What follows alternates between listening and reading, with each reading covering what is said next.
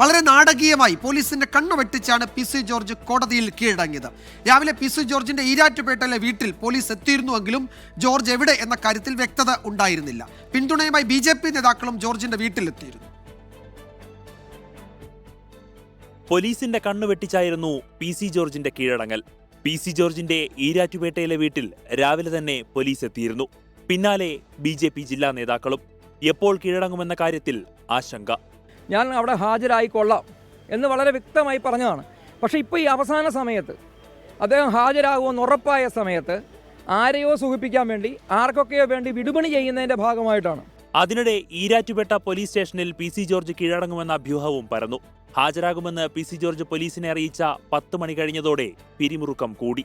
ഇതിനിടെ 11 മണിയോടെ പോലീസിന്റെ കണക്കുകൂട്ടൽ തെറ്റിച്ച് P C George Erattupetta municipal magistrate കോടതിയിൽ എത്തുകയായിരുന്നു. ഒപ്പം BJP നേതാക്കളും. മുൻകൂർ ജാമ്യാപേക്ഷ ആദ്യം കോട്ടയം അഡീഷണൽ ജില്ലാ സെഷൻസ് കോടതിയും പിന്നാലെ ഹൈക്കോടതിയും തള്ളിയതോടെയാണ് പി സി ജോർജ് കീഴടങ്ങിയത്. 24 കോട്ടയം.